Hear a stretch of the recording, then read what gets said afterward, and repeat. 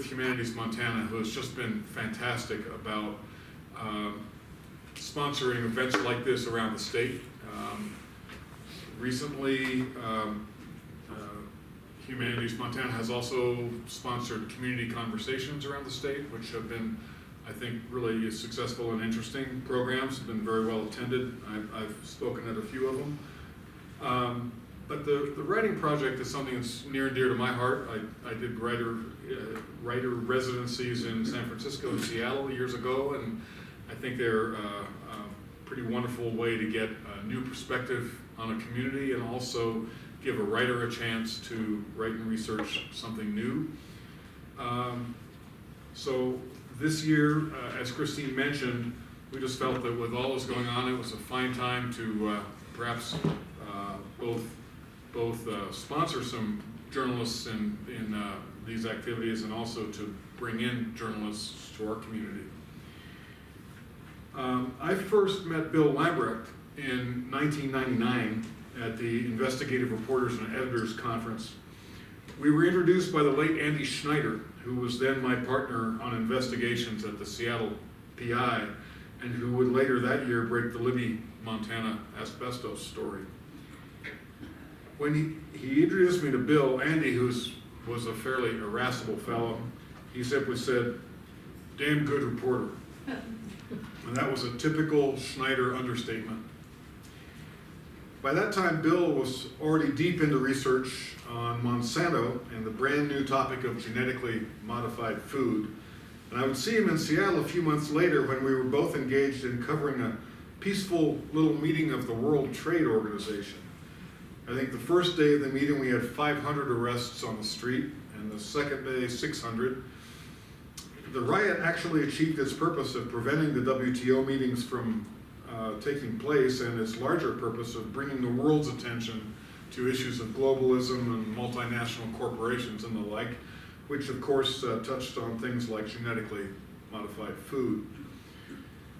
Bill would write a groundbreaking book called The New Gene Café, which when it was published in 2001 was literally years ahead of other journalists' efforts on the issue and remains an essential work to the understanding of GMOs today. If Bill's work has a common theme, it's that he has a nasty habit of breaking stories in depth that the rest of us are forced to follow later and with less authority. Bill's second book, Big Muddy Blues, True Tales and Twisted Politics Along Lewis and Clark's Missouri River, not only gives him a Montana connection, and the research brought him to Montana, and I think we might hear a little bit about that today, I hope. But it was an unprecedented look at the messy details of the management of one of America's great rivers. And I hope we're going to hear about that part of it as well. Bill's probably the most knowledgeable journalist in the country on the subject of the Corps of Engineers, which is an enormous and vital piece of the federal bureaucracy. Perhaps he'll even tell you a tale of a bridge on the Ohio River, which is one of the most outrageous stories I think he has produced and one of my favorites. Full disclosure here, I was able, I guess it was 2013, I believe, or 14, one of those years, to hire Bill away from the St. Louis Post-Dispatch, where he'd worked for more than a quarter of a century, to come to work with me in the Hearst, Washington Bureau. And I remember the day he started. He walked into the office, and I was on a conference call with editors in the newspaper group about an investigative project that needed doing. A series of train accidents had occurred in the Connecticut part of the northeastern corridor on the Metro North line. And while the reporting to date had focused on shaky management at Metro North, all of us recognized there was a bigger story out there. The fact that a simple, long available technology called positive train control, a method of automatically slowing and stopping trains that were not being properly controlled by an engineer, would have saved many lives. But Congress had not forced a reluctant industry to make the investment in PTC. So Bill took that project on, and combing National Transportation Safety Board records found that Since the technology was developed, some 139 crashes on America's rails had been classified by the NTSB as preventable by positive train control. And he was able to write one of those authoritative, galvanizing sentences that all journalists covet. Those 139 wrecks resulted in 288 deaths, 6,500 injuries, and nearly $300 million in property damage. Federal safety records show. The series motivated Congress to act, and the industry followed suit. PTC is certainly not fully implemented, but great progress has been made, and that's the kind of journalism Bill Lambrecht does. So I'm going to quit talking about him and let him talk to you, but I want to thank both Bill and his wife Sandra, herself an excellent journalist and the publisher of a fine weekly newspaper, for coming to Butte in February and for being with us today. Bill?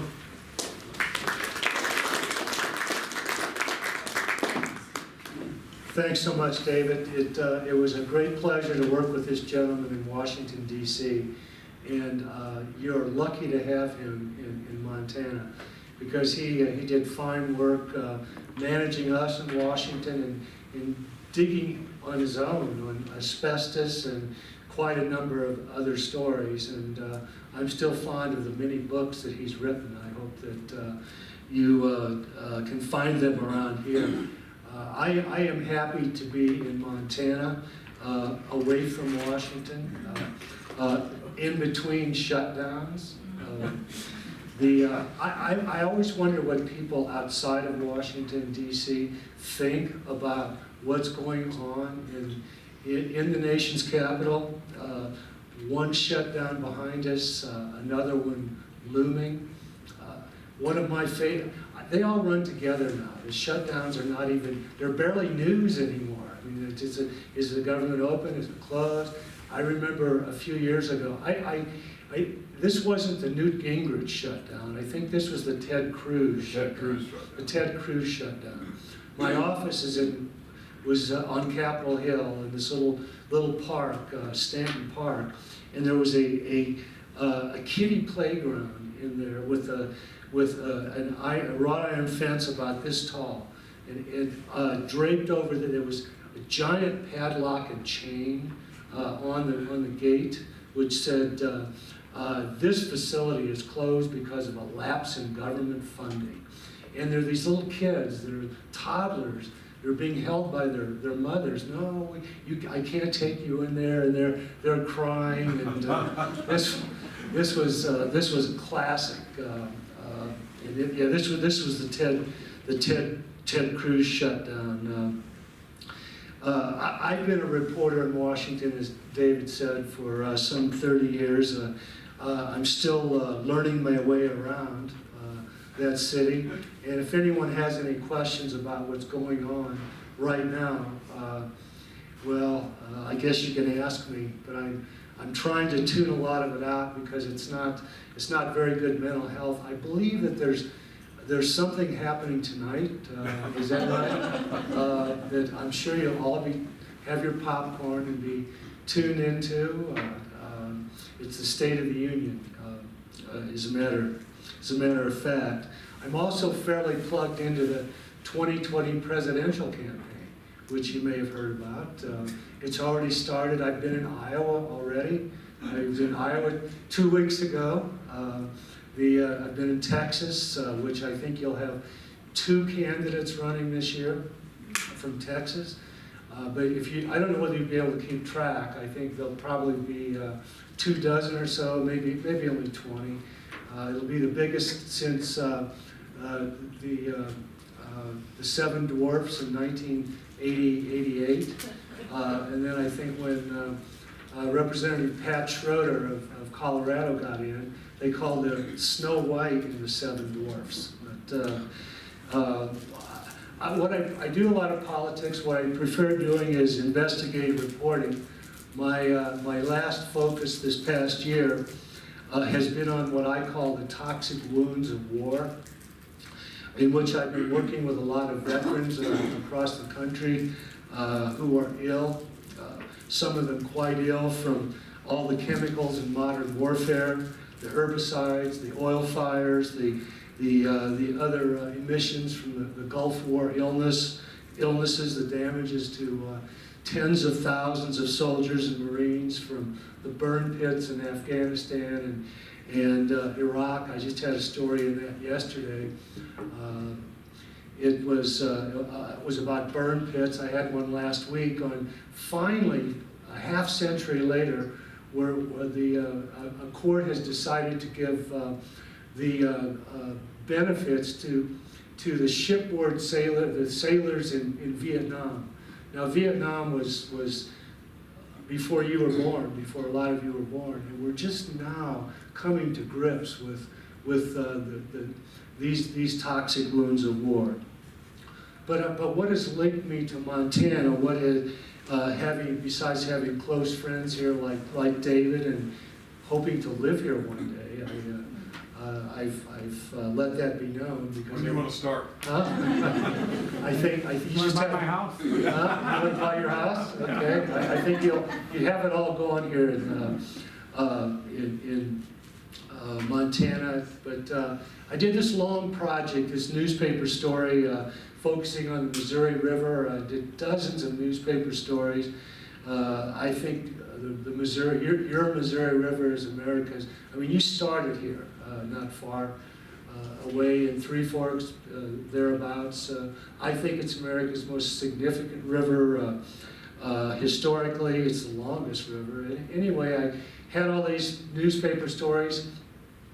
They turned into a book, which David so kindly mentioned, and I think I'd like to read from it. And what I'd also like to do, I would tell you, is that it spawned another project, a novel based on the Missouri River. So I will, the book is as David said, Big Muddy Blues. It's largely about a monumental political battle that has raged over the years over restoring the river and about the water war between the upriver states and the downriver states. There's big farm and barge interest downriver who didn't care much for the book because they say I sided with those Dakotans and those Montanans, but I kind of thought you all were right here. Anyway, I'm going to skip the politics today and focus on some of the more interesting parts, the characters I met in my travels, including Bud Lilly from these parts, who died 2 years ago right now, and you might check David's wonderful obit in the Standard. It was a great obituary. But so let me turn to Bud Lilly here, if I can find him, hiding in this book somewhere. I came to see Wayman Bud Lilly, fly fishing guru, 4th generation Montanan, and a principal architect of a Western fly fishing industry that beckons anglers from around the world. He's guided politicians, diplomats, and sports heroes on these Montana waters and presided over many meetings between fat cats and fat trout. A lifetime of seeking those sporting fish has ripened the wisdom of this native son. I'd heard that in addition to mastering the art of fly fishing, Bud Lilly, who was born in 1925, had pioneered solutions for the trails of rivers. He made headway in mastering the tricky balance between commerce and the environment, and a feat elusive in most of the Missouri. So on privileges a year apart, on pilgrimages a year apart, I sat with my host, a former redhead, now gray, just beyond the sun's reach on a bench outside Bud Lilly's Angler's Retreat, which was built in Three Forks in 1908 as the last in a string of railroad hotels along the old Milwaukee line. Except for the vast hanging pots of bright petunias, the Angler's Retreat puts on few airs. We're perched on just a few hundred yards from a cottonwood grove along the Missouri where Sacagawea, then a Shoshone girl of 9 or 10 years, was snatched by the Minataris and propelled on her odyssey. So I want to jump around here a little bit. Being in Washington, where lots of things were going on, I insisted on coming out here and writing about the river, and people looked at me kind of like, "What's up with you?" So I'll read here one short passage. On a Monday morning in the early 2000s, reporters in my St. Louis Post-Dispatch Washington bureau met to plan coverage of the final days of a hair-splitting presidential campaign and various geopolitical doings. We had 7 people in our office back then, which now newspapers in Washington may have 1 or 2, except if you're the New York Times or Los Angeles Times. A political reporter by trade, I malingered, excusing myself to work on a story about a giant flying carp that soon would join the walking catfish, the mongoose, and the India wild dog as federally designated injurious species. I could tell from the glances of my esteemed colleagues that they feared I had gone mad out in the Missouri, along the Missouri River. Perhaps they were right. I was always very interested in creatures, and I'll read another section of the book about a major announcement by the National Academy of Sciences about the Missouri River, a study that had gone on for years and years. And this was the day it finally came out. At a news conference at the Academy offices across the street from the State Department in Washington's Foggy Bottom, I have tired of listening to speakers, and I paged through the appendix.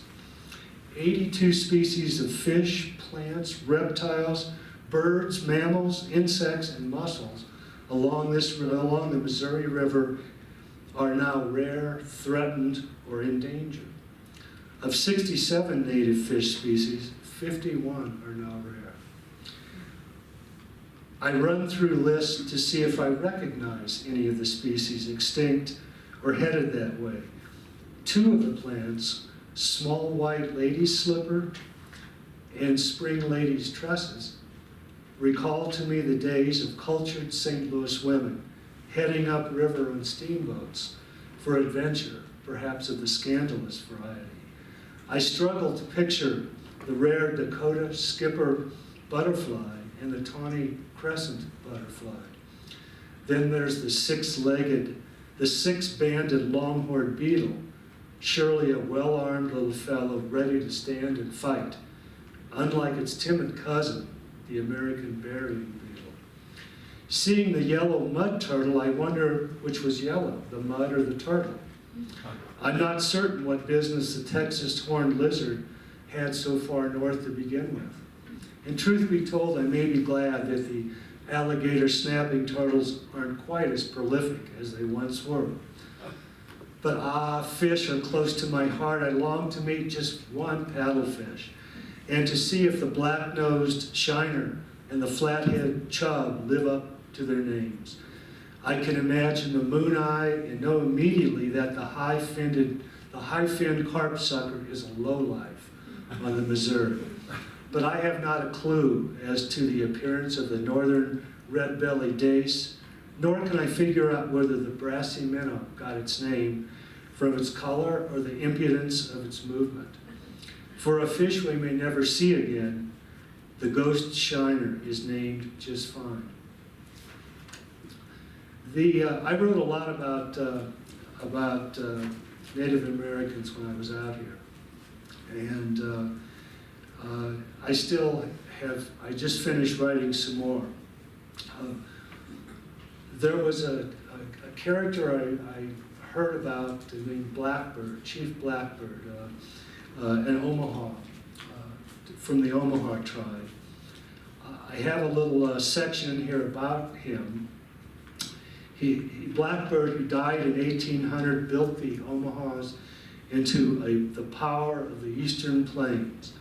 Along the way, he earned a reputation for uncanny power and ruthlessness, for he ruled by potent medicine and his ability to predict the future. Ultimately, his methods would be exposed. Blackbird's medicine was arsenic, procured from traders, and he would secretly administer the poison to his rivals, along with public predictions that they soon would succumb to his powers. And they did. But later on, he had swelled to such grotesque proportions. It took several braves to move him about in the blanket.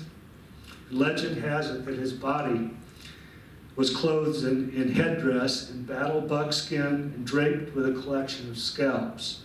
Then the massive corpse was roped onto a live stallion, lowered into a grave along the Missouri, and buried up to his neck. He wanted his head facing downriver so he could remain watchful.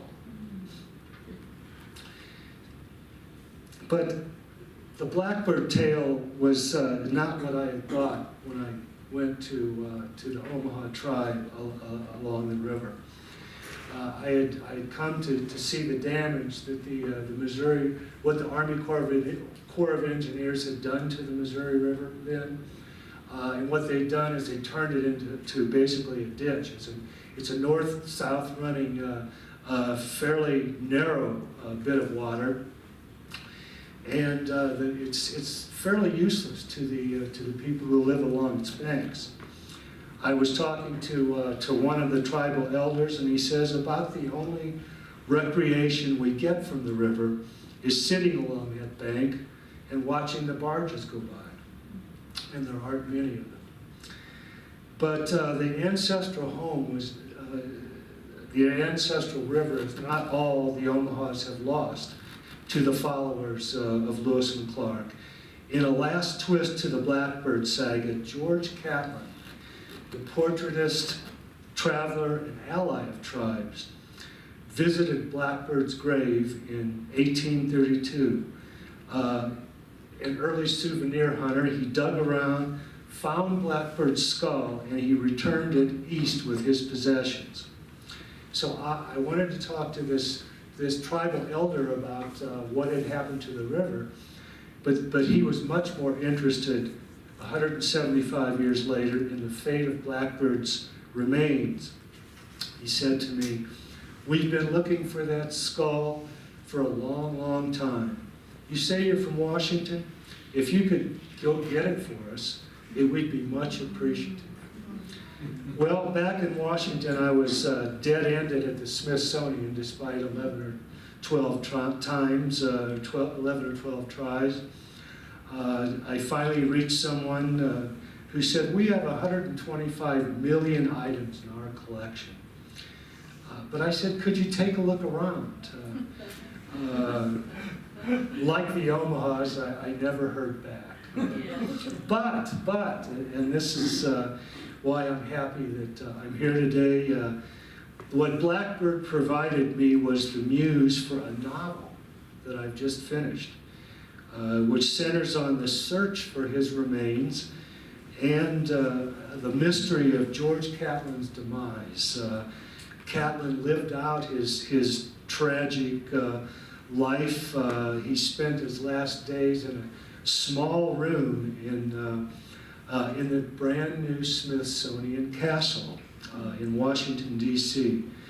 So I want to read here from a little bit from the novel, What's Left of Chief Blackbird.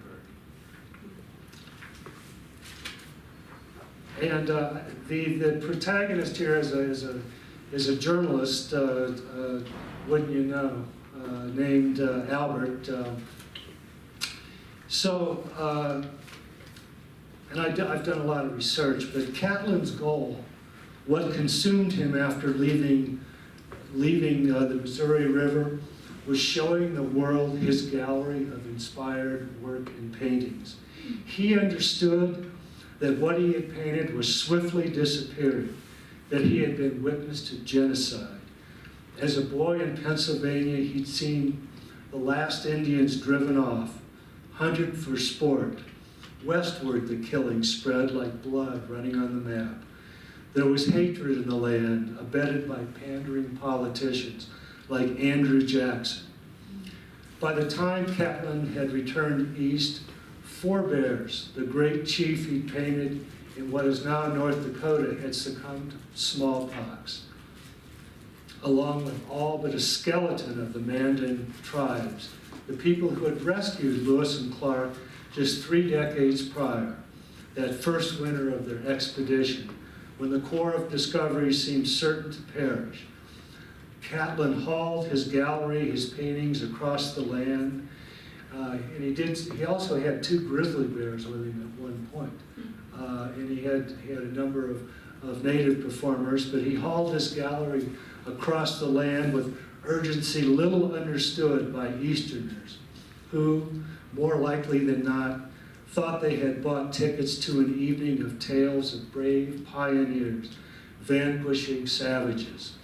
In New York, even Catlin's own assistants couldn't understand why he had closed down his Indian gallery at the apex of its success on hearing of a calamitous event in Florida.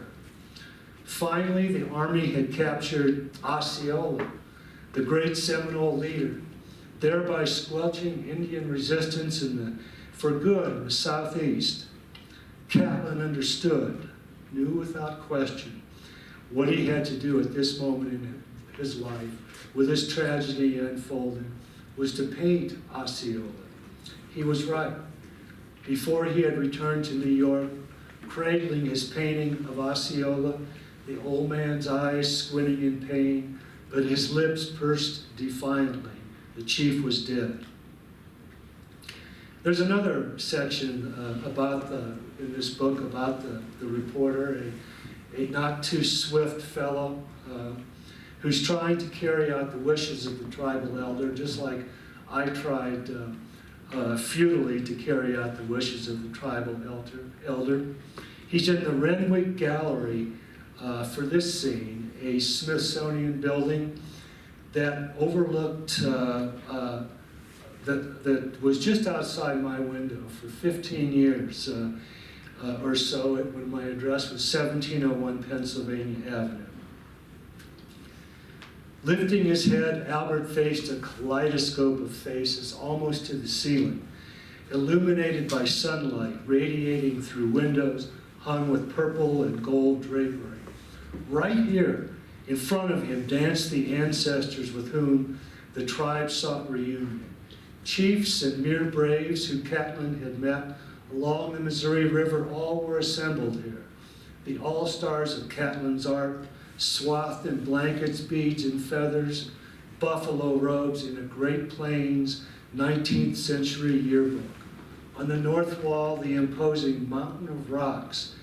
Chief kept company with he who carries a wolf and he who fights with a feather, a diminutive Waco with a beguiling smile. There was Dog, a ferocious fellow with flaring nostrils, the Menominee chief Grizzly Bear, along with Handsome Brave, with hooded eyes and a slight overbite in his bearskin robe, and a dark-skinned Blackfeet named Bear's Child, who bore a distinct resemblance to Little Richard. Albert recalled William Clark's African slave, York, who had found favor among the women of the tribes along the Corps of Discovery's 1804 route. Catlin was painting in the 1830s, when offspring planted by the explorers would have been in their early prime. In his paintings, Catlin had captured the athleticism, the sexuality of these perfect human specimens. Albert fixed his eyes on Man of the Bed, a nearly naked young brave. Now that was a man with a reputation to live up to. There were women too in Catlin's gallery. Shako Ka, a fetching Mandan, and a Wichita named Thighs, painted from the waist up, oddly. Albert had read that in many of the tribes back then, women were subjugated, passed around, abused, but he was certain that no such fate had befallen the thick-necked Iowa warrior woman Kamsa Yami, painted with scalps that flowed with her own thick hair across her breasts. She camped with Fast Dancer, all got up for battle with the imprint of a hand painted over his mouth, or maybe speechless in the aura of Kamsa Yami. Chiefs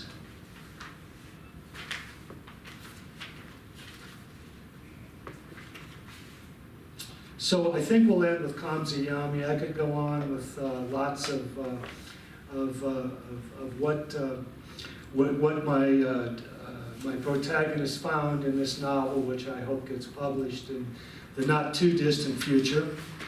But there's a lot more in the book, a lot more twists and turns as Albert the reporter tries to recover paintings from Catlin that true to life hang in the offices of members of Congress today. I've seen them. So I want to thank the Montana Standard, of course, Root and Bloom, nonprofit Humanities Montana, the Butte Silverbow Public Archive. This is a fantastic facility, and I also wanted to thank Tony and Paul Seckham giving us residence this week in Tony's studio. I didn't go to bed last night. I stayed up looking at her artwork and all the wonderful things, the stuffed birds, the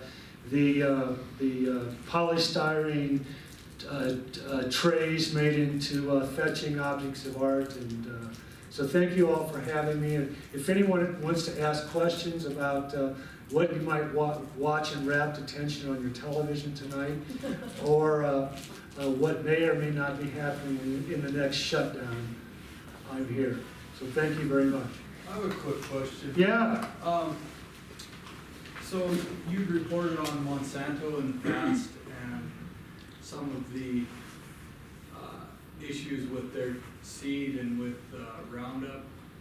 And I was a Scotch franchise in the early 2000s. And when these issues were coming to light, I used to say this was German propaganda. This is the Germans trying to weaken our American companies. And eventually the Germans are going to try and take over, Germans being BASF or Bayer. Bayer. Come in and take over Monsanto. So actually last year that they merged, as you probably know. Can you speak to your position as an investigative reporter and how that might be considered a position of distributing propaganda? Absolutely. That's a great question. I thank you for it. I was drawn to that story because of the politics of GMOs, the economics of GMOs. The first story I ever wrote was in 1986, which was 10 years before the first GMO crops came out. And the headline of the first of a series was genetic engineering farming or genetically engineered crops could reshape farming. And I think it was very positive for Monsanto. And I think Monsanto liked it. And they didn't tweet it out back then because there wasn't Twitter. But so I went back and forth to Europe quite a bit, and I was never an opponent of the technology.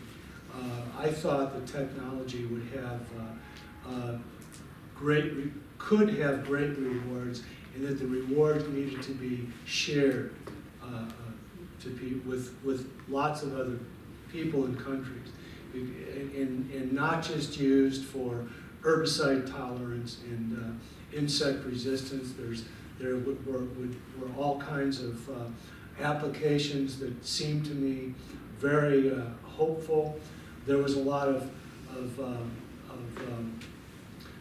pap and puffery back then. I recall the cover of Time magazine in 2000 about golden rice, in which beta-carotene enhanced rice, which could feed a lot of people. I was particularly drawn to the politics, the global politics, and Monsanto erred mightily in how they introduced the technology around the world. They thought that they could do what they did do in Washington and have a big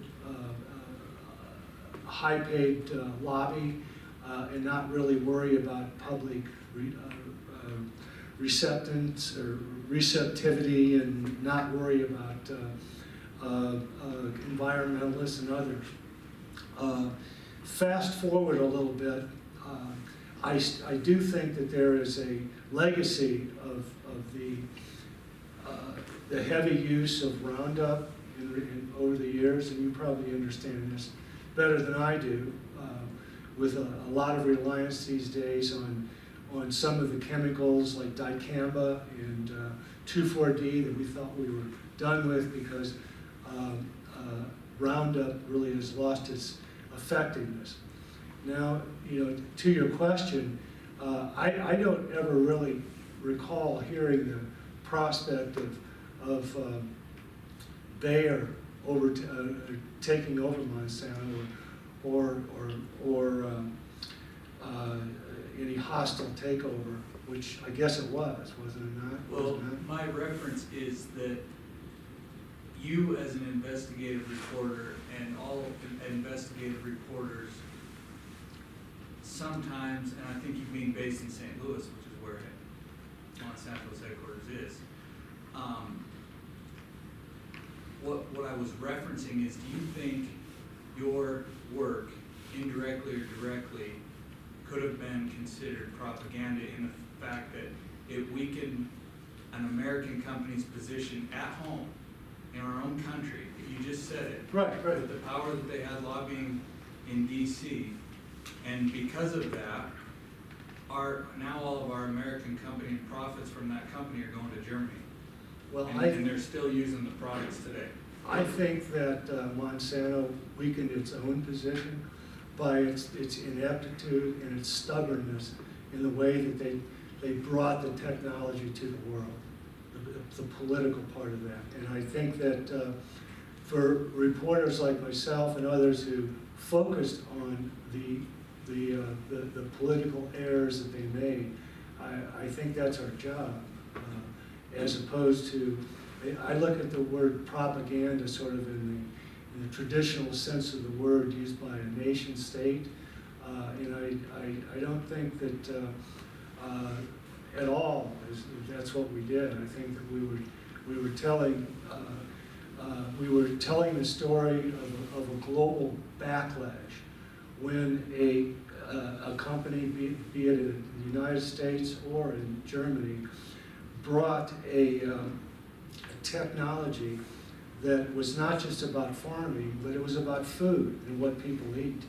And what people eat is a very, very important and precious to them. So I think the reporting was highly legitimate.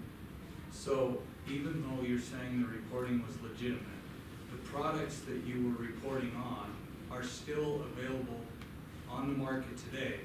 However, they're owned by Bayer, a German company.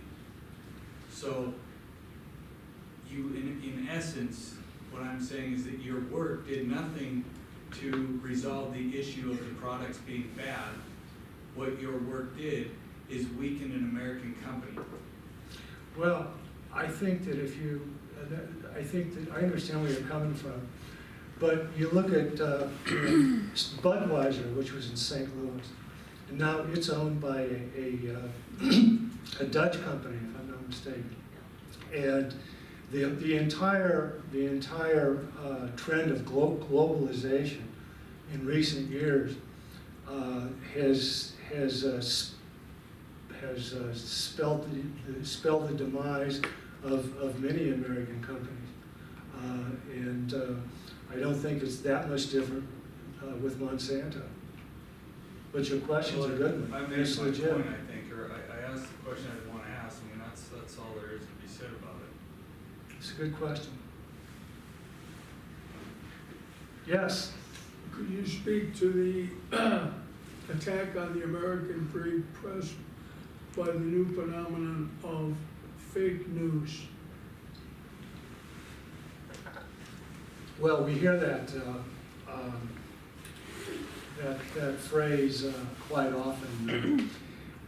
We're also enemies of the people, and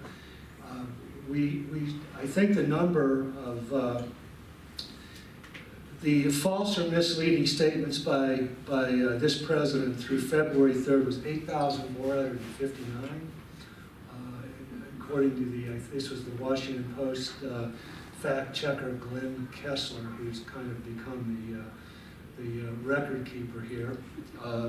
And I think probably at least maybe 2,100 of those had to do with the news media, maybe more.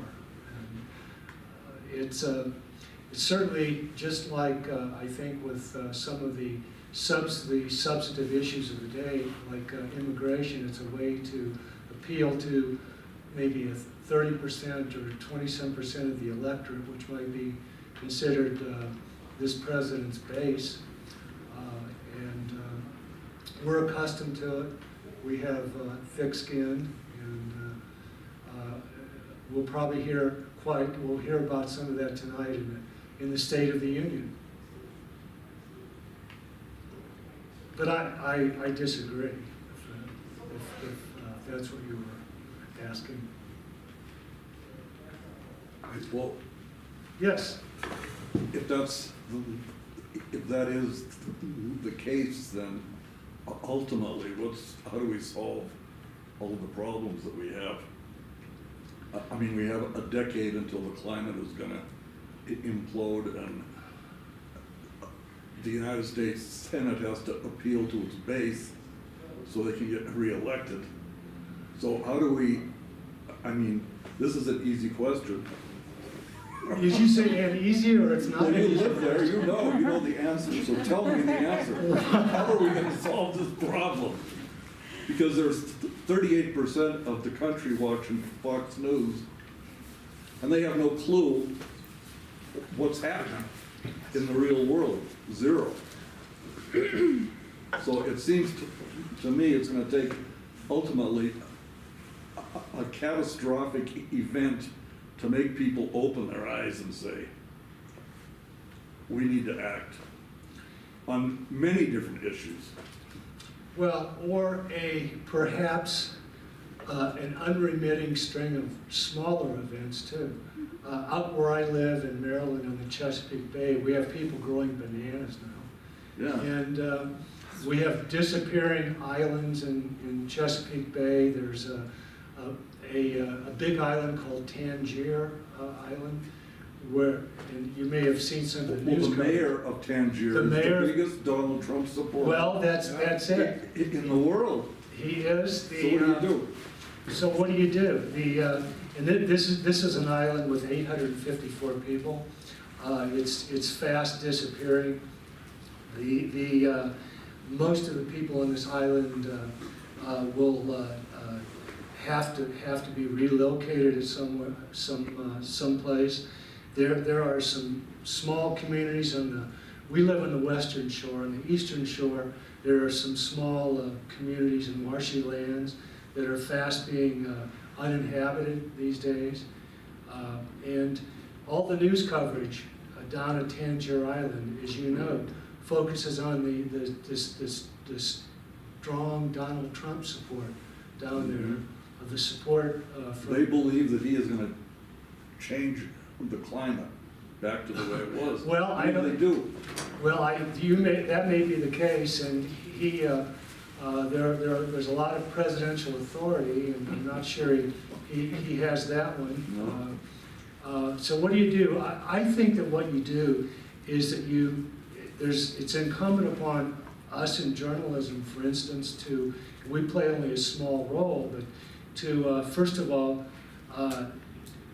dispense with this argument about whether or not it's human caused, because it is, and and 97% of the scientists will concur with that. And focus on incrementally on the small changes like I was describing.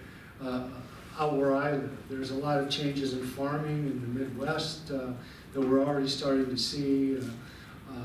There are changes in flora and fauna that are nonstop, the increasing extinctions, and I'd like to see more stories about that connected with the changing climate, so people can understand that in their daily lives, things around them that are changing, and this is not some hypothetical concept out there, and it's not a Chinese hoax, as the occupant at 1600 Pennsylvania Avenue would have us believe. May I add something? Yeah, this is my traveling companion, Sandra Martin, who is an editor of her own and owner of her own newspaper. I'm a newspaper editor too. My paper is called Bay Weekly, and we're 25 years old today. And well, 25 years old this year. The day doesn't quite come yet. And one of the ways that we have tried to redefine journalism, surviving at the same time with no money except the death of our relatives, inheritances, and then advertising thereafter, is to write about what we can do as citizens to understand principles of sustainability and apply them in our own lives. So that is actually our mission as a paper. Our first mission is to stay alive to publish another week. So not everything that we write is how you can use science to change the world in your own small spot. But that's really what all of our stories wind up to. So what I would suggest is that if you subscribe to your weekly and daily newspapers, you can't subscribe to ours to pick up free newspaper. But the people who are closest to you are telling the truth closest to you. And many newspapers are doing just exactly what we're doing, is trying to bring solutions to our readers with each paper, as well as pointing out problems. This, for example, Science on the Bay, is looking at one small thing, dropping reef balls into a river which is in bad health from over-nutrification from algae, from farm fields, and exhaust from cars. So where they're dropping reef balls into there will break up the flow of the current and oxygenate the water better and make oysters live and make the fishing better for people on top. And I wrote an editorial to go with it about how this is just one of the hundreds and thousands of small steps that are being taken from us at the citizen level all the way up through our neighborhoods and communities and nonprofit organizations, and then finally all the way up to the federal level where there's federal legislation requiring us to clean up the bay. So read your newspaper and ask that they give you more in the way of how we can individually solve our problems and tell the truth. I've never met a reporter, including Bill, who tried to do anything but tell the truth. We really, that's our profit. If he were doing propaganda, I wish he were better paid for it. It seems to me that if you're going to write because you're trying to push an agenda, somebody's going to pay you for it. Well, I might the Post-Dispatch didn't pay like that, neither do I. I might say that in your case, I mean, just all doors wide open here. You know, I don't know who your advertisers are. You know, you could have an advertiser, then you advertise a rate for a piece that's, you know, $350 for a column inch or 10 column inches, and the guy gives you $10,000 to go put a story on the front of your paper. If he would about do reef that, balls. I would put that story on the front of my paper, but I would tell you at the same time, this is one of our advertising partners who helps support us. We are not doing this for true objective journalism. We are like public radio, looking for ways to survive, and this is how we've done it. But sure, I'd put it there, but I would also tell you. But nobody's done that yet, right? No! You know, tell me how to get them to come and do it. In a paper like ours, $10,000 goes a long, long way. I want to butt in too. You can't shut journalists up on this, but on the fake news issue, I believe that a lot of people today are looking for validation instead of information in the news. And fake news has become a term of art. It has become a term for what we don't agree with. And I've seen that different stories called fake news by people of different political bents. And I believe that I've never seen a phrase so widely accepted and used in such different contexts. And I really believe that the preaching to the choir media that we have now has trained people to seek validation instead of information, and I think that's a really dangerous trend. So as a young person in today's society hearing about all of these problems, even the ones on the Missouri, it's pretty hard to, if I'm being honest, find hope in changing them. I mean, we have a decade to fix the climate change issue, possibly less. How would you say that you have found hope when you're writing about all of these sad and scary things? Which sad and scary thing. As far as the Missouri River, I think I've found a lot of hope, and this sort of ties with what we were just talking about, climate. I think when people see the connection with the river, or they see the connection with their lives from the changing climate, and they begin to take action, I think I see a lot of hope there. And we see that around the country.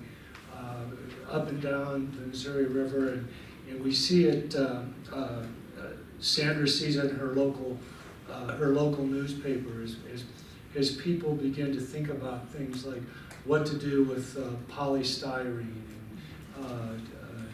and some of the small. When you go to lunch, do you want to get your lunch in styrofoam like that, or do you want to get it in cardboard? I mean, little things. I think it's a collection of little things which enables me to see hope that there's progress toward big things. I think that's the... And who invented polystyrene? Tell me. You know. Well, with the same company as that created AstroTurf? Uh-huh. Just say it. Monsanto? There you go. Well, I'm not sure you're right about that, but We can look it up. We can look it up? I'm gonna answer a hope question. Okay. And then you can go look it up and go back to that. In terms of hope, if I can speak to this young woman, one of the things I see, and I've written about in my paper that will come out this week, is a young woman who is 17 and a junior in high school. And our story this week will note that she was just awarded the Governor William Donald Shaper Good Neighbor Award by our comptroller, because last year after the shooting in the Florida school, she organized the march in Maryland to the Annapolis State House and has actually gotten the legislators to sit in the Maryland legislators to sit down and meet with her about how we can deal with gun violence in Maryland. Well, the solutions are still huge, far beyond what our legislature is going to come up with. But here is McKinsey saying, I can't not do something about this. Let me see what I can organize. And she led 1,000 people to the Capitol, got appointments with the members of the Assembly, is involved in committees on what kind of measures that we can do to stop school shootings in Maryland and hopefully more largely, and now being recognized by statewide politicians, which means that she has created a path to influence people throughout the rest of her lives. So I think taking our outreach to do something or anything is maybe the way to keep hope. Question, back to Chesapeake Bay. You say that there's an island that is disappearing? Yes, there are a number of them that are already gone, but this one is a large one with 1,000 people. So were they fairly low to the surface? Yes. Sea level. They're continuing to be inundated by the rising waters. Okay, well, I guess I kind of always question that because when water rises all over the world, it rises evenly. Doesn't rise some places and not others. And we still have all of our shorelines. Why? Well, we actually don't. Annapolis is about to go underwater too, and we're on land. I saw some Well, the photographs. west coast looks pretty nice. I don't think it does rise evenly. I mean, that's an academic question. No, that isn't. Okay, well, Just get a glass of water and try to raise it on one Well, side I'll without accept- tipping the glass. I'll accept that, but I know just recently I saw some photographs from Florida where there was a good deal of rising waters.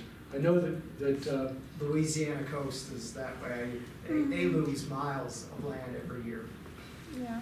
It's rising all over. I believe that on the where we see it, where we live, and we live on the water, and we can see charted from year to year. So maybe that's not the case. Maybe there are some barriers elsewhere where people are able to fight it off. One of the things that I noted just last week, there was the release of the world by the America's intelligence chiefs of the annual world threat analysis, and in it they, for the first couple of years of the first year of this president, I think that they did not weigh in. This year it was a different story. Let's see if I wrote any of that down. The quote, climate hazards such as extreme weather, higher temperatures, droughts, floods, wildfires, storms, sea level rise, soil degradation, and acidifying oceans are intensifying, threatening infrastructure, health, water, and food security, end quote. It sounds like something that Greenpeace would write, but these were our intelligence chiefs, National Security Agency and others that put out this report last week. So I think it might, About the health of the water. well, I think that it went on to talk about the health of the soils and the fact that the United States is going to have to deal with the global populations who are losing their lands. It was a pretty tough report. I have the polystyrene and styrofoam answer here. If we were to take polystyrene, we'd be in trouble because we'd have to go back to Germany. It was discovered in 1839 by Edward Simon, an apothecary from Berlin. However, styrofoam itself was discovered in I can't give you the date on that, by a Dow Chemical Company chemist. I do need to interrupt for a second. I just want to give everyone the opportunity, those of you that do have to go back to work. This lunch series is meant to last from noon to 1. We can continue this discussion for a little bit longer, but I want to take a pause if anyone does have to go back to work. So I just want to present the opportunity so no one feels like they're interrupting. I want to ask a different question. Yes, sir. What's your morning line on the 2020 presidential race? Great question. I talked to a smart Democrat the other day. You did. You found one. I found one. And his best ticket for Democrats in 2020 was Kamala Harris and Beto O'Rourke. And this was a smart Democrat. Well, it's hard for me to find someone in this emerging field that I think would be a great candidate beyond reproach. You look at Joe Biden, who is getting up there in years. It's my sense that this election will be a generational change. Maybe, I mean, the thing about Biden though is that he'll pull well in the areas where Trump took from the Democrats. In one of those Washington Post source stories that we always read, Donald Trump is said to fear Biden more than anyone else. I don't, it's hard for me to see why, frankly. Yeah, I think he's right. You think he's right? Yeah. You think he's right, okay. All of these people announcing have flaws. There's just not, I've gotten to know Beto O'Rourke, covering Texas politics. He is a remarkable character who has a wonderful aura. What he has going for him is authenticity, which a lot of candidates of any stripe lack. I think sometimes he has too much authenticity. For instance, when he Facebooked his root canal, his tooth cleaning a couple of weeks ago, I think he went over the top. Maybe a little too much narcissism there. Narcissism, right? We're used to that now, though. We're used to that. We're used to that. I do know that the candidates right now are introducing these 100% digital campaigns, and it's going to be everything is Facebooked, Instagrammed. It's going to be hard for people like David and I to have scoops on politics. So we have to, I guess, look for to do more insightful stories. I do think, though, that it is a time. This election is one of big ideas. And there's a role for us. I don't think we should just classify everything as some radical and say that Medicare for all is a radical proposal. I think that we have to listen to people because this is a time of rampant change. The wealth tax. What are we to say about the wealth tax? And climate, as you mentioned, with the limited time allegedly that we have to get a grip. That's another significant issue in this campaign. Back to your question, will Donald Trump have primary opposition? That's a good question. Will there be some Mitt Romney come forward, or John Kasich, or one of the Republicans? It's going to be a fascinating time. How often does that happen to where you have a sitting Republican or a Democrat and their party chooses somebody to run? Well, let's see, 1980, there was a Democratic primary with Ted Kennedy and Jimmy Carter. Ted Kennedy thought he could unseat Jimmy Carter in the primary. I wasn't out there quite yet. I don't remember all the details, but it's pretty rare that you have an incumbent gets challenged. Well, that's what I'm saying, yeah. Right, it's quite rare. Maybe you remember. Yeah, but do you think Trump's going to be around in 2020? Good question. I do. I think that the campaign in orange jumpsuit. No, I don't know as though I know the Democrats will be coming after him with investigation after investigation. I think that with the Republican Senate, whatever happens in the Mueller report, whatever is public, we don't know how much is going to be public, that there will not be impeachment. I don't think there'll be indictments, so that's just my own personal opinion. Pat Buchanan primaried George H.W. Bush, I believe, unsuccessfully, just as Kennedy did with Carter. What do you think is going to happen in the next couple of weeks in terms of the wall and declaring an emergency and all this foolishness? I think he will have to go that route because Democrats in Congress are solidified on this issue against it. There's not many cracks in that wall. And that we will not, it just won't make much difference. There'll be a court fight, but there'll be this ongoing crackdown, immigration crackdown, and things that we consider the family separations that will be ongoing.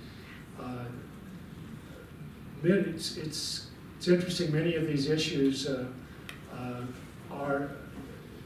there's an erosion of the president's overall support, but his base is remaining pretty firm. So I think he'll continue working in that direction. I don't see any broad immigration reform, comprehensive immigration reform in this Congress. There'll just be a lot of politics. And it'll be more of the same, is the short answer. What about the federal campaign reform, the bills that supposedly are coming out of the House? House Bill 1. Well, there's a lot of pie in the sky there, but they'll never get out of the Senate.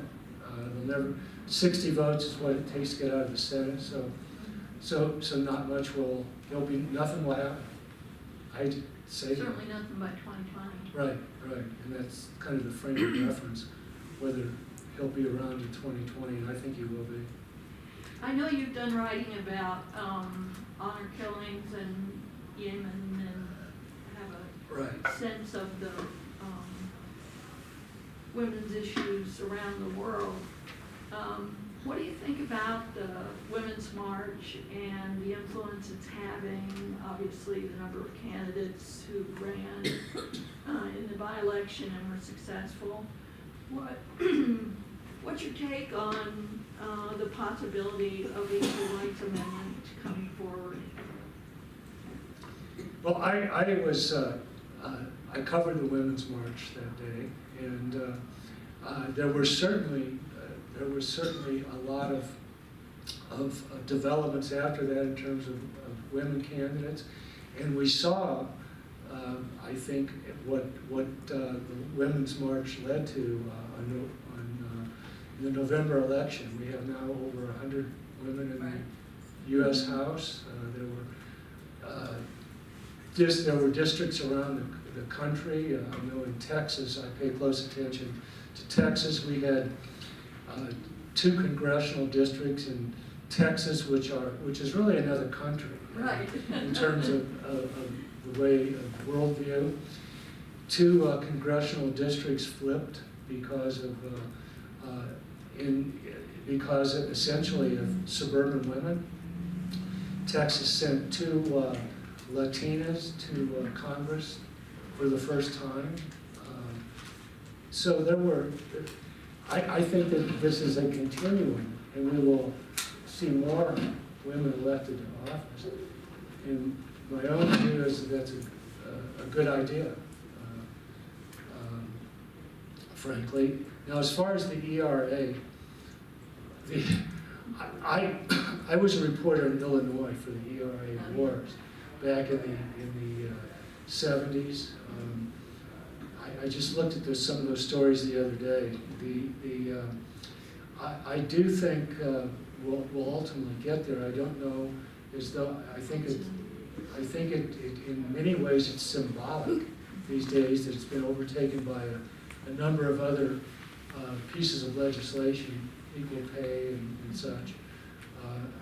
And I think there'll be court rulings that reinforce some of this legislation, and that it will happen eventually, but I don't know. Please note that the ERA did pass in Illinois just last year, between 1980 when it first failed and 2017, and new states are reconsidering. So there is a possibility that it will pass.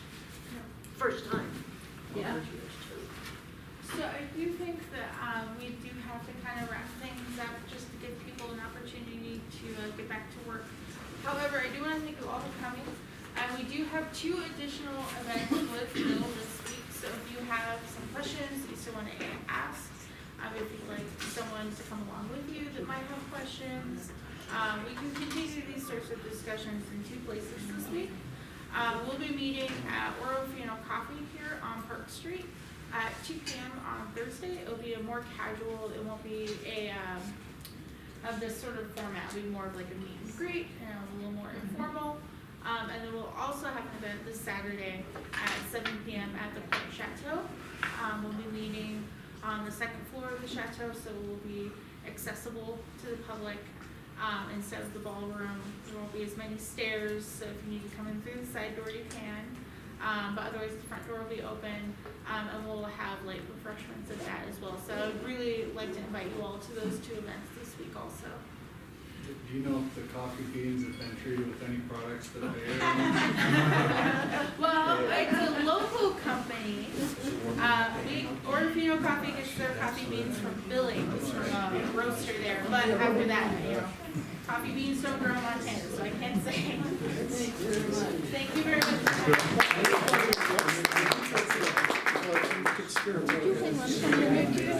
Hang on to you? Well, I would like to. I got you. I would like to just talk to you. Oh yeah, I can talk to you real quickly. Thank you. I kind of think along the same lines up here.